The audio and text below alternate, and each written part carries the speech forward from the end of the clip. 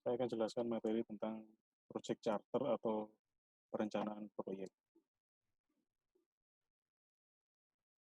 Ya. Jadi proyek charter itu adalah dokumen yang menjelaskan tentang tujuan dari proyek, struktur proyeknya, dan rencana bagaimana implementasinya nanti. Jadi di dalam proyek charter itu ada vision, objektif, scope, dan deliverable. Ini ada stakeholder, roles, and responsibility. Terus ada resource, financial, dan quality plan. Ya. Nah, project charter ini juga disebut dengan Terms of Reference atau TOR, atau Project Definition Report atau PDR.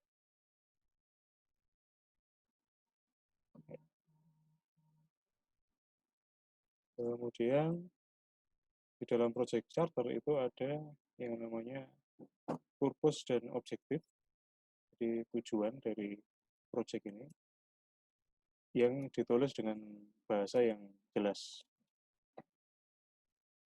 Terus jadi ini aturan bagaimana kita membuat sebuah project charter. Nah, terus ada requirement dari proyek itu dijelaskan pada high level dan tanpa banyak detail. Jadi requirement-nya dijelaskan tapi tidak terlalu mendetail. Kemudian project description itu ditulis dalam bentuk paragraf. Ya, bentuk paragraf yang menjelaskan tentang proyeknya. Diceritakan dalam bentuk paragraf. Terus dijelaskan juga risiko dari proyek itu. Cuman nggak terlalu detail juga. Jadi risiko dari proyek tapi nggak perlu terlalu detail. Terus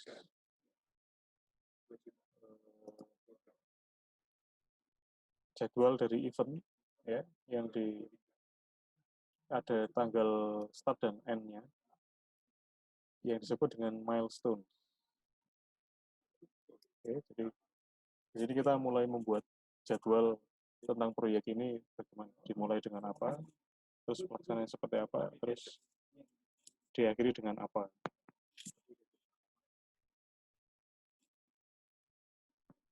Di dalam project charter itu juga ada ya mencakup budget, jadi budget dari proyeknya. Budget ini termasuk dari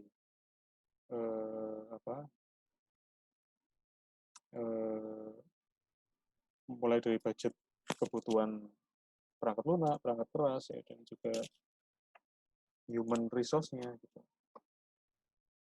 Kemudian requirement from the organization for approval.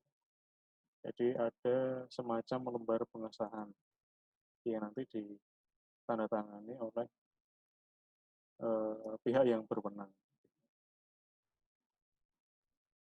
Kemudian juga menjelaskan siapa saja stakeholder-nya, siapa saja pihak yang berkaitan atau berkepentingan dengan proyek ini.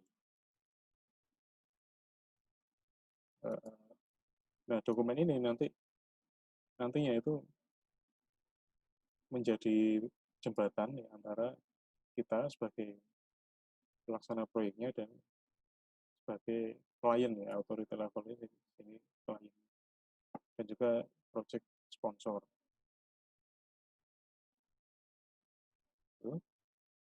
Nah, ini adalah tahap-tahap dalam perencanaan proyek. Jadi ada overview, ada purpose dari project charter-nya, kemudian proyek objektif, scope, major milestone, major deliverable, assumption, constraint, business need or opportunity, preliminary, dan project charter. Ya. Jadi tahapan atau bab ya, bab yang ada di dalam dokumen proyek charter. Komponennya apa saja? Jadi ada beberapa komponen yang ada dalam project charter. Ada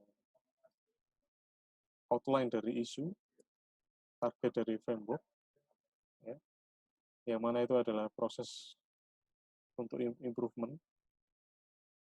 Kemudian di dalam charternya itu ada 6 komponen utama yang membentuk dari dokumen itu. Nah, dari komponen-komponen itu menjelaskan alasan dari proyek, kemudian bagaimana cara mengimprove bisnisnya. Jadi proyek ini kan tujuannya untuk mengimprove sebuah bisnis ya. Bisnis itu kan bisa jadi bisnis macam-macam ya. Kepentingan itu, bisnis itu kepentingan, nggak hanya berkaitan dengan ekonomi. Kemudian langkah-langkah apa aja yang perlu diambil dan pihak-pihak yang terkait dalam proyek itu. Ini ya komponennya dari sebuah rencana proyek, program statement, business case, goal statement, timeline, scope, dan team members. Apa sih keuntungan dari adanya proyek charter? Jadi, untuk membuat clear outline dari proyek objektif, kemudian memberikan komprehensif detail dari proyek scope, terus membentuk sebuah timeline dari proyek itu, kemudian untuk menentukan role dan responsibilities, ya, terus memberikan ide dari pendekatan sebuah proyek, memberi informasi tentang perubahan kontrol ya. Kontrolnya bisa berupa kontrol kualitas dan sebagainya. Kemudian untuk memperjelas isu dari manajemen. Terus membuat agar semua vital kontak itu, yang informasi dari vital kontak itu bisa diakses atau bisa diketahui. Ya, ini penjelasan masing-masing detailnya, Anda bisa baca sendiri nanti.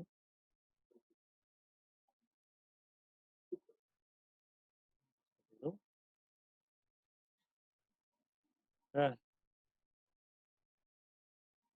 proyek charter yang baik itu memiliki peran yang penting dalam penyelesaian sebuah proyek.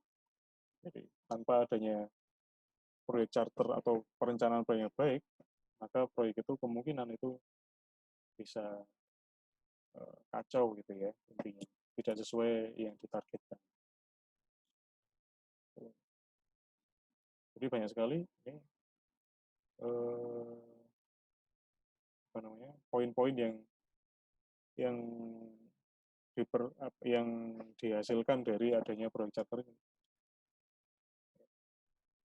Terus kapan ini proyek charter atau dokumen perencanaan proyek itu kita gunakan?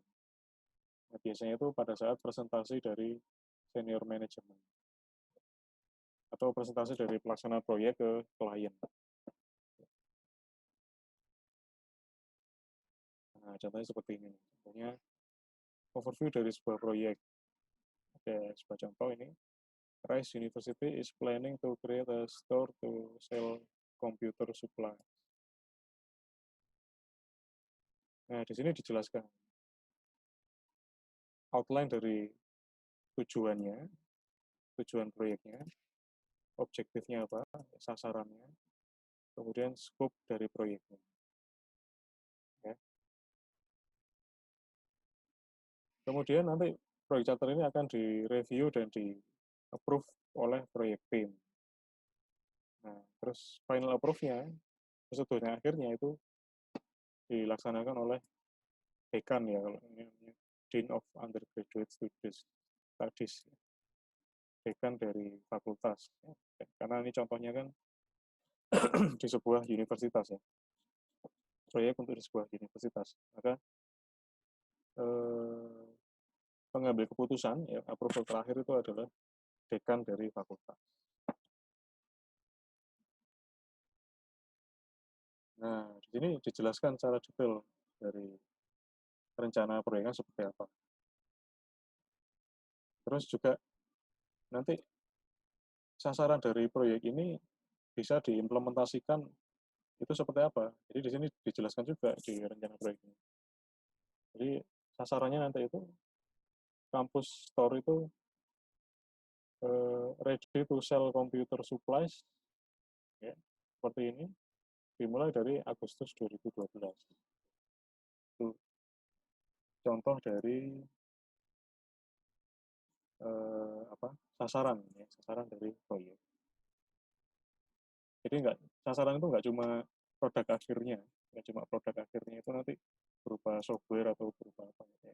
Tapi apa yang ingin diselesaikan dari software itu tadi, apa yang ingin disajikan dari software itu. Kalau softwarenya itu software untuk jualan, ya berarti sasarannya adalah bisa menjual, bisa mulai menjual apa yang mau dijual. Nah, ini kemudian contoh dari scope-nya, scope dari proyek. Contohnya ini determine what supplies will be sold. Jadi apa saja yang mau dijual di tokonya. Competitive price, ya, bisa menentukan harga yang kompetitif dan sebagainya. Kemudian juga ditulis skop yang tidak termasuk atau batasan dari skop utama. Ya, jadi tidak mencakup